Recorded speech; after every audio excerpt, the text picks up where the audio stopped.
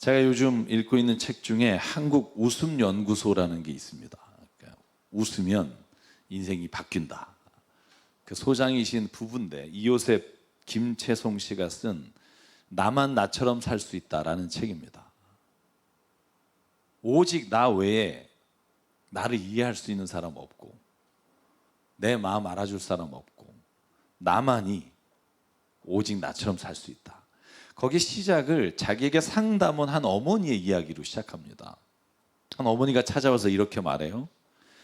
소장님, 저는 고등학생 두 딸을 가진 엄마입니다. 시간이 얼마 남지 않은 폐암 말기 환자입니다. 두 딸에게 무엇을 남겨주는 게 가장 잘하는 걸까요? 대학에 갈 때까지만 내가 살 수 있기를. 그리고 조언을 구했는데 소장님이 거기에 그렇게 써요. 내가 도와줄 수 있는 게 아무것도 없다고. 내가 그분에게 뭐라고 말을 하겠냐고. 그래서 그냥 상담 내내 같이 웃고 울고 실컷 소리 질러주고 그리고 돌아갔다는 거예요. 그런데 일주일 뒤에 다시 찾아와서 이렇게 소장님에게 말하는 거예요. 소장님, 드디어 답을 알아냈습니다. 그러니까 이분이 물어요. 무슨 답이요? 그랬더니 제가 고3, 고2 딸에게 남겨줘야 할 게 무엇인지를 이제 알았다는 거고요. 그래서 묻습니다. 그 답이 뭔지 나도 궁금합니다. 근데 그 엄마가 이렇게 말을 해요. 제가 지금 최고로 행복하게 웃으며 사는 모습을 보여주는 거라고. 그러면 그 딸들이 힘들고 어려울 때 내가 비록 그 곁에 없더라도 엄마는 그렇게 행복하게 웃었다고. 그 모습을 기억하게 해주고 싶다고. 여러분, 저는 이 책을 읽으면서 정말 많은 생각을 했습니다. 우리는요, 자녀에게 좋은 학벌을 남겨주기 위해서 인상 쓰면서 가르치고 있어요. 자녀에게 많은 재산 남겨주려고 그 아이에게 어떻게 하면 성공하는지에 대해서 화를 내면서까지 알려줘요. 그런데 진짜 필요한 건 자녀들이 지금 행복하다고 느낄 수 있는 마음을 유산으로 남겨줄 수 있느냐 하는 거라고 생각해요. 여러분, 그런 마음 가지고 계신가요? 더 근본적인 질문을 드리죠. 여러분 행복하십니까? 여러분 진짜 행복하세요? 내가 행복하지 않은데 행복한 척하라는 게 아니라 진짜 내 행복한 모습을 보여줄 수 있는 마음이 여러분에게 있으십니까? 그러면 또 질문하죠. 행복이 뭡니까? 도대체 행복이라고 말은 하는데 이 행복이란 말이 뭘까요?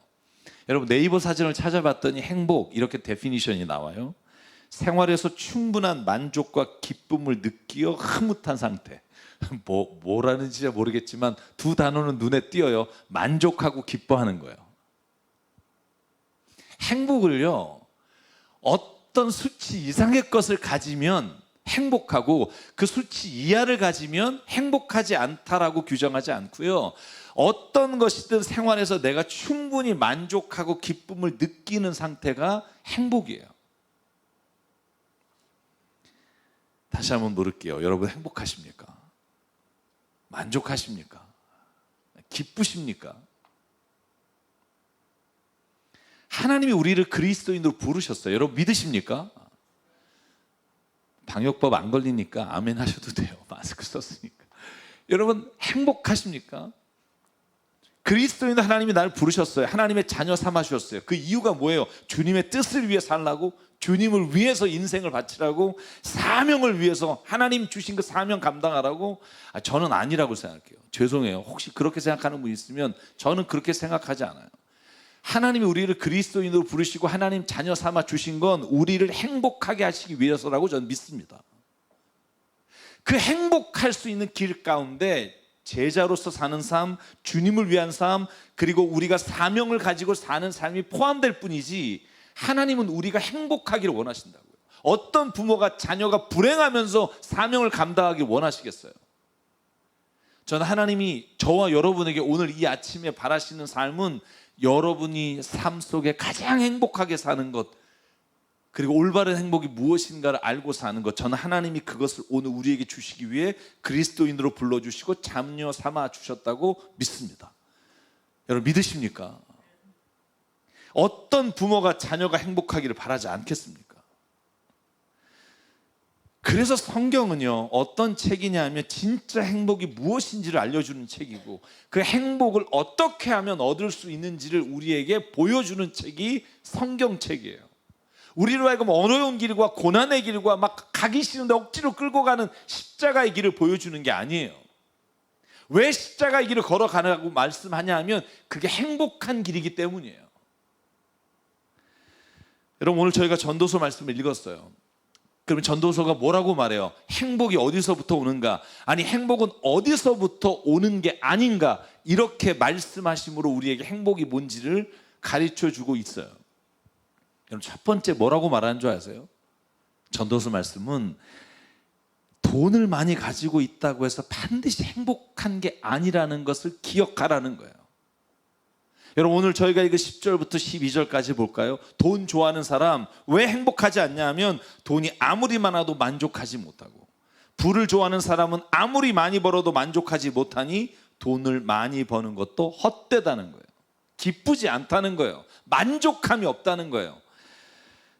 11절, 재산이 많아지면 돈 쓰는 사람도 많아진다. 많은 재산도 임자에게는 다만 눈여겨에 지나지 않으니 무슨 소용이 있는가?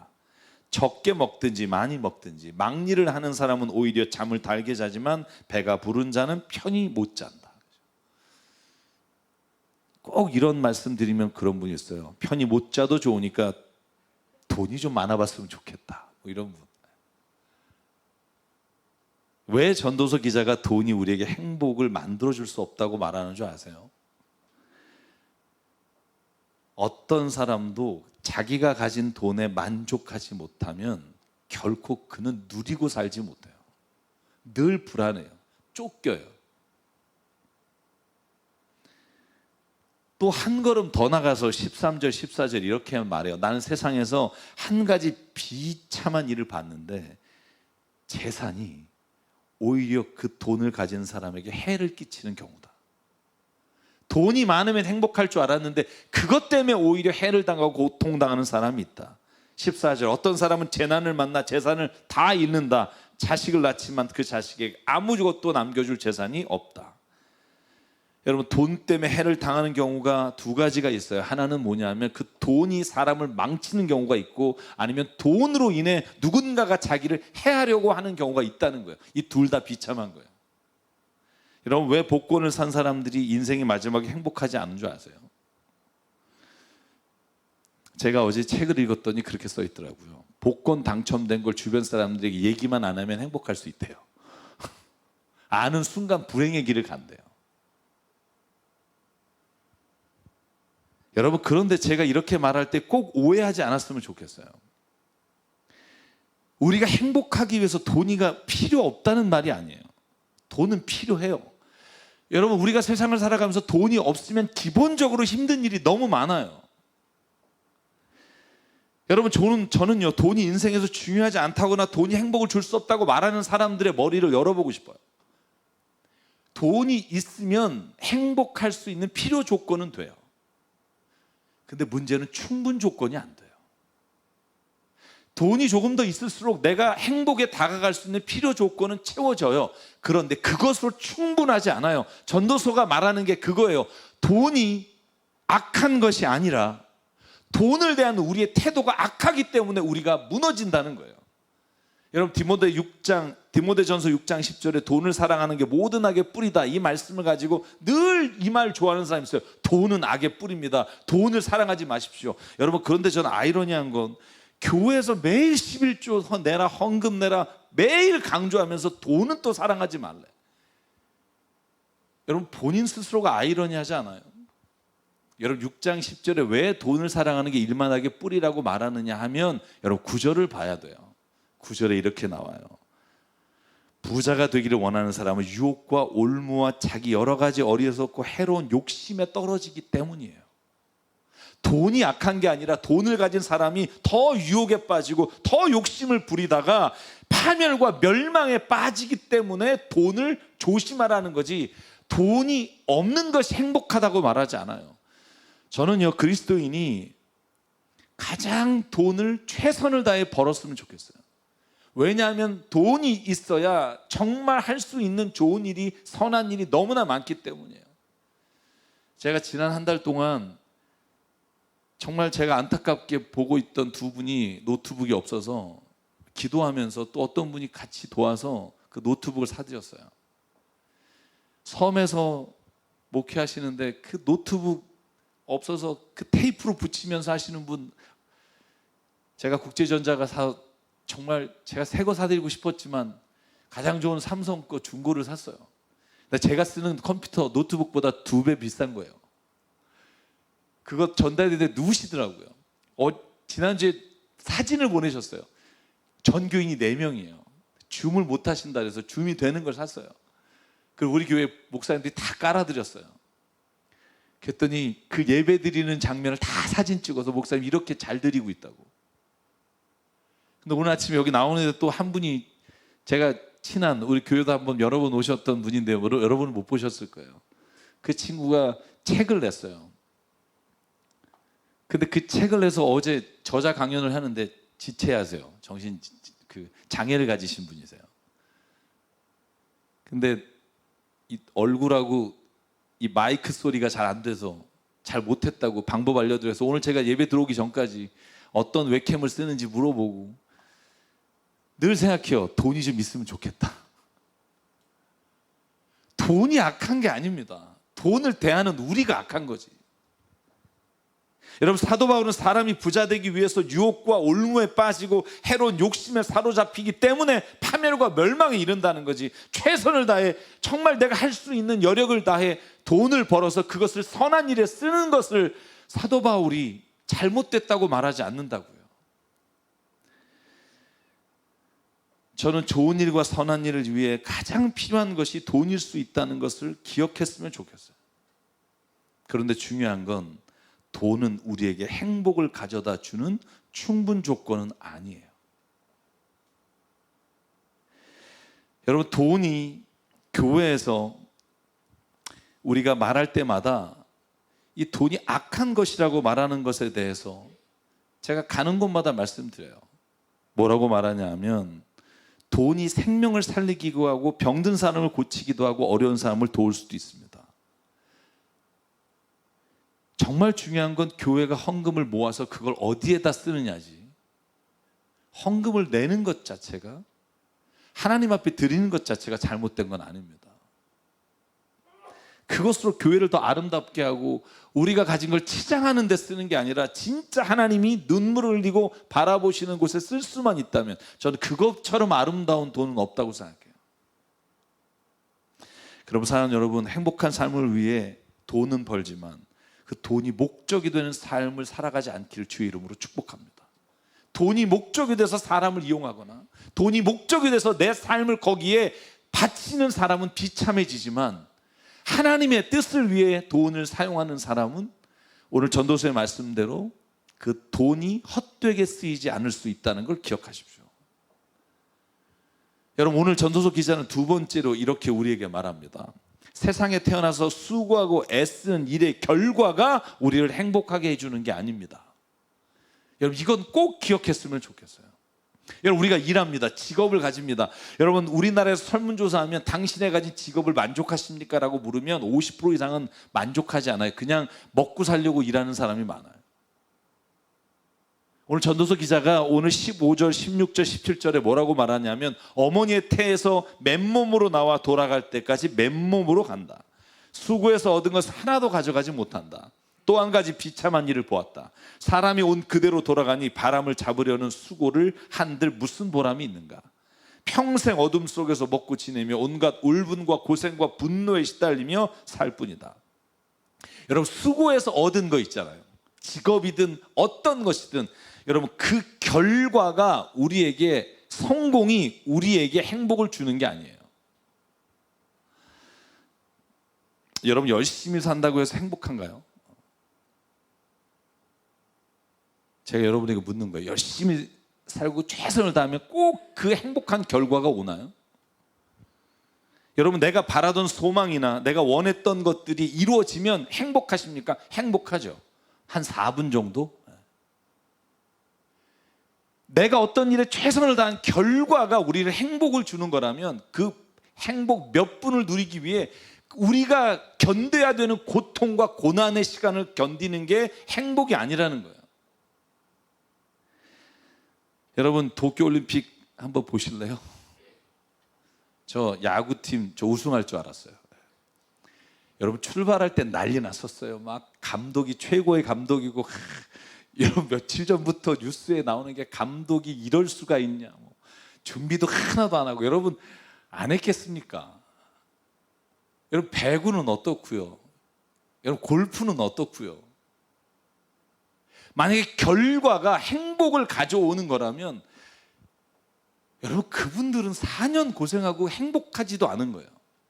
아니, 금메달을 딴들 그 금메달을 누리는 시간, 그 시간을 행복하기 위해 4년을 내가 참아왔습니다 라고 말한 사람은 결코 행복한 삶을 산 게 아니에요. 최선을 다한다고 해서 행복한 결과가 오는 것이 아니고, 행복한 결과가 오는 것이 행복한 것이라고 생각하지 않는다고 오늘 전도서 기자가 우리에게 가르칩니다. 평생에 꿈꾸던 직업, 결혼, 소망이 이루어진다고 해서 한꺼번에 행복이라는 게 밀려오는 게 아닙니다. 그렇게 생각하기 때문에 우리는 인생을 담보 삼아서 우리가 행복이란 건 얻기 위해 무수히 많은 불행의 길을 걸어갈 때가 얼마나 많은지 모릅니다. 여러분, 그러면 전도서 기자는요, 도대체 행복이 어디서 오며 행복이 뭐라고 말하고 싶은 걸까요? 오늘 18절, 19절, 20절을 제가 18절 읽고 19절, 20절을 같이 읽을게요. 전도서 기자는 이렇게 말합니다. 그렇다, 우리의 한평생이 짧고 덧없는 것이다. 그렇지만 하나님이 우리에게 허락하신 것이니 세상에서 애쓰고 수고하여 얻은 것으로 먹고 마시고 즐거워하는 것이 마땅한 일이요 좋은 일임을 내가 깨달았다. 이것이 곧 사람이 받은 몫이다. 19절 20절 2절 시작. 하나님이 사람에게 부와 재산을 주셔서 누리게 하시며 정해진 몫을 받게 하시며 수고함으로써 즐거워하게 하신 것이니 이 모두가 하나님이 사람에게 주신 선물이다. 하나님은 이처럼 사람이 행복하게 살기를 바라시니 덧없는 인생살이에 크게 마음 쓸 일이 없다. 아멘.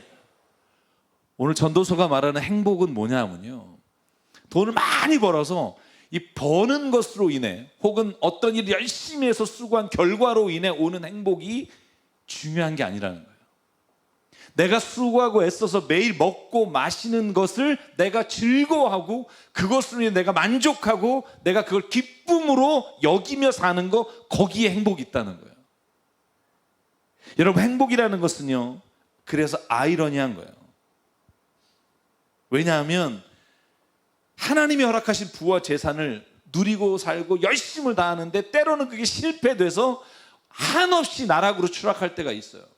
정말 행복하기를 원했는데 결국은 열심히 일한 결과가 나쁜 결과가 올 수 있어요. 이걸 다 우리가 알고 있다는 거예요. 덧없는 인생이라는 거 안다는 거예요. 그걸 인정하자는 거예요. 열심히 산다고 좋은 결과가 반드시 오지 않는다는 거 인정하다는 거예요.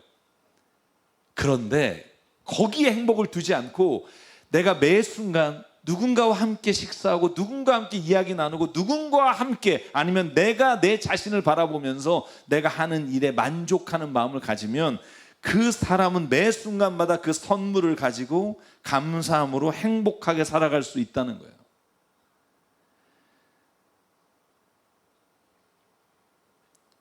사랑하는 여러분, 내일의 행복을 위해 오늘의 행복을 포기하는 어리석음을 범하지 말라는 거예요.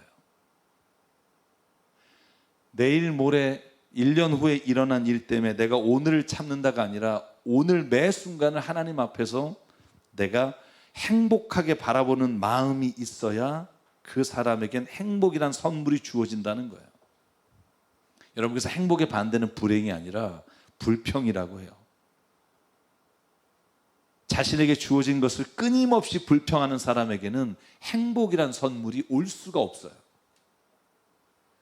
돈이 아무리 많아도 사람들이 보기에 엄청난 성공을 이루어도 자기 스스로가 불평한다면, 만족하지 못하면 결코 거기에서는 행복을 누리며 살 수가 없다는 거예요.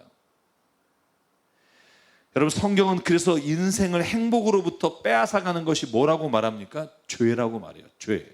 왜 죄가 행복을 뺏어갈까요? 죄의 시작이 욕심이기 때문이에요. 여러분, 야고보서 1장 14절에 뭐라고 말해요? 사람이 시험을 당하는 건 각각 자기 욕심에 이끌려 꿰매 빠지기 때문입니다. 욕심이 잉태하여 죄를 낳고 죄가 자라서 죽음을 낳습니다. 왜 죄를 피하라고 말하는 거예요? 하나님이 너 이렇게 하는 거 기분 나빠, 너가 너무너무 좋아하는 게 기분이 나빠서? 아니에요. 그 죄가 우리로 하여금 행복으로 가는 길을 막기 때문이에요. 그 죄가 더 욕심을 내서 하나님이 주신 것으로 인해 만족하는 삶을 살지 못하게 하며 순간적인 쾌락과 욕심에 헌신하도록 하기 때문에 하나님이 죄를 벗어나 살라고 우리에게 말씀하시는 거예요. 왜? 행복해 살게 하시기 위해서. 그래서 사도 바울이요, 데살로니가전서 5장 16절에 항상 기뻐하십시오, 끊임없이 기도하십시오, 모든 일에 감사하십시오, 이게 하나님의 뜻입니다 말하고 나서 22절에 뭐라고 말해요? 그러므로 갖가지 모양의 악을 멀리 하십시오. 악을 멀리해야 기뻐할 수 있고 기도할 수 있고 감사할 수 있고. 그래서 하나님이 우리로 하여금 죄를 끊는 것이 하나님 안에서 행복을 누리는 삶이라고 성경 안에서 끊임없이 우리에게 말씀하십니다. 사랑하는 여러분, 저와 여러분에게 그러므로 죄를 끊는 건 내가 좋아하는 것을 못하게 하시는 게 아니라 진짜 행복으로 가는 길을 우리에게 이끌어 가시기 위해서 하나님이 우리에게 말씀하시는 가장 큰 선물인 줄 믿습니다. 행복은 멀리 있지 않습니다. 성경은 말합니다. 여러분 마음에 있습니다. 정말 흔한 말입니다. 그런데 이 말을 깨달을 때 진짜 행복이 뭔지를 알 수 있어요. 여러분, 그러므로 정말 어렵고 힘든 순간에도 행복할 수 있어요. 제가 5장 18절 다시 읽어볼게요. 그렇다 우리의 한평생이 짧고 덧없는 것이지만, 여러분 이거 깨달으면 허무하죠. 어차피 죽는데. 전도서 기자가 말해요. 전도서를 누가 썼다고 우리가 말해요? 솔로몬이에요. 한평생 짧고 덧없어. 아무리 누리면 뭐하니. 하나님이 허락한 몫을 기뻐해. 내가 지금 가지고 있는 거에 만족해. 수고하여 얻은 것을 먹고 마시고 즐거워하는 그것으로 만족해봐. 그러면 곧 사람이 그것으로 인해 행복할 수 있다는 거예요. 하나님이 그 행복을 너희가 누리기를 원하신다는 거예요. 사랑하는 여러분, 그러니까 행복은요, 제가 지금부터 말씀드릴게요. 자기를 사랑하는 거, 자기 자신을 사랑하고 자기가 가진 것을 만족하는 거, 자기가 하는 일을 기뻐하는 거, 내 곁에 있는 누군가를 아끼고 사랑하는 거, 뭔가 부족한 것을 바라보지 말고 내가 가진 것을 누리고 사는 삶, 거기에 행복이 있다는 거예요. 그걸 못하면 아무리 많은 것들이 주어져도 당신은 결코 행복이라는 걸 누리지 못해요. 그러면 왜 그리스도인이 세상 다른 사람보다 더 행복할까요? 이 모든 것이 하나님의 선물이라는 걸 믿기 때문이에요.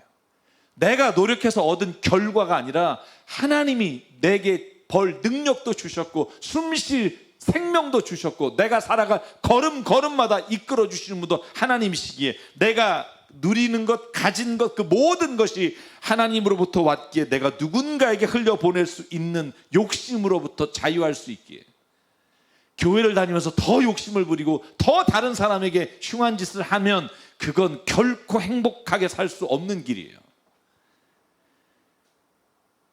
여러분, 그래서 저는요, 그리스도인이 부자가 됐으면 좋겠어요. 그런데 그것을 가지고 욕심을 위해 사는 게 아니라 더 행복하기 위해 누군가에게 내가 가진 몫을 나누어주는 삶을 사는 거, 여러분 그게 가장 하나님이 주신 행복이에요. 그래서 저는 이렇게 말씀드리고 싶어요. 하나님을 믿는다는 것은 그래서 우리에게 행복한 일입니다. 아멘. 왜냐하면 하나님을 믿기 때문에. 이 모든 것들이 숲으로 끝나지 않아요. 이 모든 것들이 헛되게 끝나지 않아요. 이 모든 것들이 의미 없이 끝나지 않아요. 하나님을 믿게 이 모든 것들이 합력하여 선을 이루고 이 모든 것들이 마지막 하나님 나라에 우리가 찬송하며 그분과 누리게 될 영광의 시작이라는 걸 믿기 때문에 하나님을 믿는 일이 저는 행복의 가장 시작이라고 믿습니다. 믿음은요, 우리에게 자족을 알려주고요, 우리가 누리고 있는 것에 감사하게 만들고요, 하나님 안에서 내가 만족하는 길이 뭔가를 믿음이 우리에게 알려줘요. 제가 설교 시작하면서 사전적 의미의 행복을 다시 한번 말씀드릴게요. 생활에서 충분한 만족과 기쁨을 느끼어 흐뭇한 상태. 여러분, 그리스도인보다 더 이것을 해나갈 수 있는 사람이 누가 있겠어요? 여러분, 주님이 주신 여러분에게 지금 주신 것에 만족하십니까? 아내도 좀 하는 척 하시죠? 네. 오늘 내가 지금 여기 나와서 예배할 수 있는 거, 힘든 일 쌓여 있죠. 저도 뭐 없겠어요. 지금 고3 딸이 있는데 근데 그 순간이 결코 우리에게 불행한 시간이고 미래 행복을 위해 바치는 시간이 아니라 그 매 순간 하나님 앞에 만족하고 감사할 수 있는 게 하나님이 주신 믿음의 은혜예요. 믿음의 확신은 이걸 가능하게 만든다고요. 돈이 없어도 비굴하지 않게 살 수 있게 만든다고요. 내가 때로는 넘어지고 실패해도 하나님 안에서 무엇이 진짜 하나님이 보시는 성공인지를 알기에 다시 하나님 앞에 살아갈 수 있는 능력을 하나님이 부어주신다고요.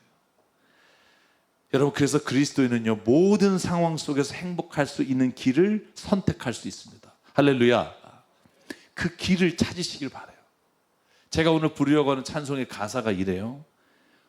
화려하지 않아도 정결하게 사는 삶, 가진 것이 적어도 감사하며 사는 삶, 내게 주신 작은 힘 나눠주며 사는 삶, 이것이 나의 삶의 행복이라오. 눈물 날 일 많지만 기도할 수 있는 것, 억울한 일 많으나 주를 위해 참는 것, 비록 짧은 작은 삶, 주 뜻대로 사는 것, 이것이 나의 삶의 행복이라오. 이것이 행복이라오. 세상은 알 수 없는 하나님의 선물, 이것이 행복이라오. 하나님의 자녀로 살아가는 것, 이것이 행복이라오. 사랑하는 우리 새사람교회 성도 여러분, 전 당신이 정말 행복했으면 좋겠습니다. 하나님도 당신이 행복하길 원하신다고요. 죄를 질까 말까 이 고민이 아니라 무엇이 진짜 행복으로 가는 길을 알고 선택하기를 원하신다. 제가 여러분의 행복을 줄 수 없지만 여러분 자신이 그 행복을 선택하며 살 수 있다는 걸 믿으십시오. 오늘 그 선택이 저와 여러분의 삶에 하나님의 행복을 누리며 사는 삶으로 우리 이끌어 가실 줄 믿습니다. 제가 1절 가사로 한번 부르고요, 여러분 처음 부르시는 찬양이라 다시 한번 같이 부를게요.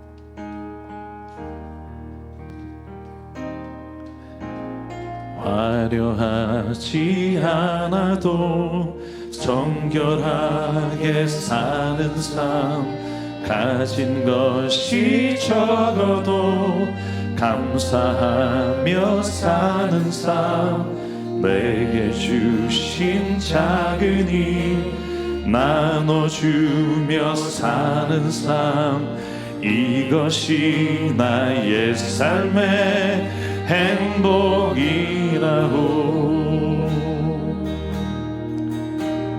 눈물 날 일 많지만 기도할 수 있는 것, 억울한 일 많으나 주를 위해 참는 것, 비록 짧은 작은 삶 주 뜻대로 사는 것, 이것이 나의 삶의 행복이라고.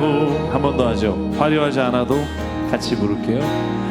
화려하지 않아도 정결하게 사는 삶, 가진 것이 적어도 감사하며 사는 삶, 내게 주신 작은 힘 나눠주며 사는 삶, 이것이 나의 삶의 행복이라. 눈물 날 일 많지만,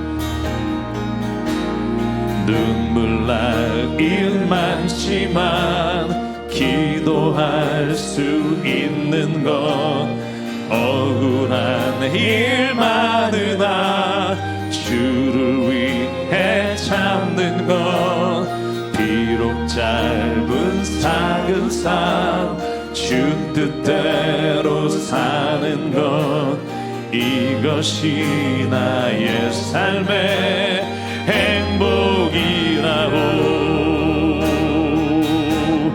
이것이 행복이라고. 세상은 알 수 없는 하나님 선물, 이것이 행복이라고.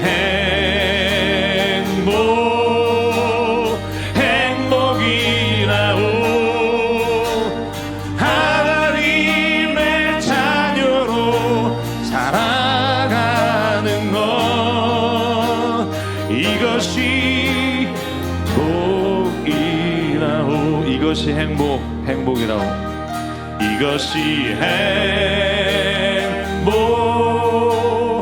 행복이라고.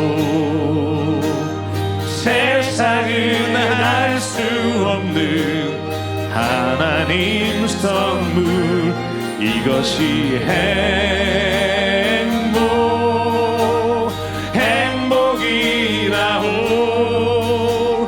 하나님의 자녀로 살아가는 것, 이것이 행복이라고.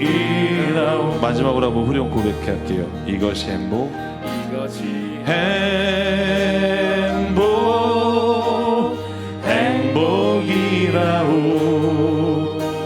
세상은 알 수 없는 하나님 선물, 이것이 행복이라고. 하나님의 자녀로 살아가는 것, 이것이 행복이라고. 아멘. 시간께 기도하겠습니다. 우리 기도하실 때 하나님, 행복하려고 애쓰는 삶이 아니라 내 자신이 가지고 있는 그것을 바라보며 행복을 선택하길 원합니다. 하나님, 내가 나 자신을 사랑하고 내가 가진 것에 만족하며 내가 하는 일을 기뻐하고 내 곁에 있는 누군가를 아끼고 사랑하며 부족한 것 보는 것이 아니라 가진 것을 누리며 사는 삶, 그 삶을 내가 선택하게 하여 주시옵소서. 오늘 말씀을 기억하며 하나님 앞에 결단하실 때, 하나님, 내가 행복을 찾으려고 떠나는 자가 아니라 내 삶의 자리에 행복을 누리려고 하는 자가 되길 원합니다. 주님 붙잡아 달라고 이 시간 함께 한 목소리 주님 앞에 결단하며 기도하겠습니다. 사랑하는 하나님, 감사합니다. 오늘도 내 삶에 주님이 행복하기를 원하시며 행복을 바라시는 주님이시다. 하나님 아버지, 내 삶에 어그러지고 만족하지 못하는 욕심으로 죄로 인해 무너진 모든 삶의 자리, 하나님 아버지 찾아와 주셔서 오늘만 이끌어주시고 성령 가운데 함께 해주셔서 아버지를 바라고 오늘도 그 만족한 삶을 살아가고 하나님 인도하여 주시옵소서. 기뻐합니다. 아버지 하나님, 내 하나님인 것을, 내 아버지인 것을 만족하면서 하나님이 주신 내 몫을 감사하며 삽니다. 아버지 하나님 붙잡아 주시옵소서. 오늘도 내게 하나님 많은 것을 주셨음에도 눈을 열어보지 못하며 하나님이 주신 것 아버지 누리며 살지 못하며 없는 것을 바라보며 누군가를 원망하며 살아갔던 내 삶에 아버지 하나님 다시 한번 기회를 주시고 아버지를 바라보며 주신 사랑 만족하며 살 수 있어 아버지 기쁨으로 살 수 있게 오늘도 내 삶에 찾아오셔서 내 안에 기쁨으로 보이게 하시고 역사하여 주시옵소서. 아버지 하나님, 오늘도 그 일을 이루시기에 부족함이 없도록 예수 그리스도는 십자가에 내려주셔서 십자가의 그 사랑을 하나님 믿지 않게 하시고 아버지 하나님 감사하며 살게 도와주시고 누구보다 하나님 먼저 하나님 안에서 그것을 누리게 도와주시옵소서.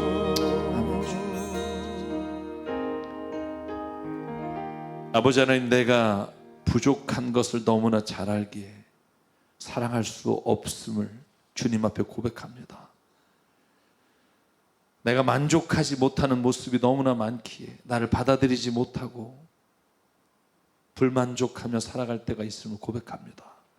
그래 주님, 이것이 주님 주신 것이라면, 주님이 주신 선물이라면 내 자신을 오늘 받아들이고 사랑하는 자가 되길 원합니다.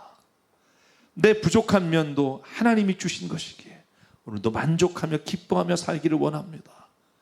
아버지 하나님, 누리는 것이 많다고 행복한 게 아니라 그것을 내 삶 안에서 내가 기쁨으로 살아갈 수 있는 마음이 없기에 오늘도 우리가 행복의 문턱에서 좌절하고 살아가는 자임을 주님 앞에 고백하오니, 오늘도 주님 앞에 믿음으로 그 문턱을 넘어 행복하다고 고백하며 내 삶이 누군가에게, 내 자녀에게 보여질 때 가장 주님이 주신 믿음 안에서 행복을 누리며 살아가는 삶의 자녀가 그 모습으로 살아가는 우리가 되게 하나님 인도하여 주시옵소서.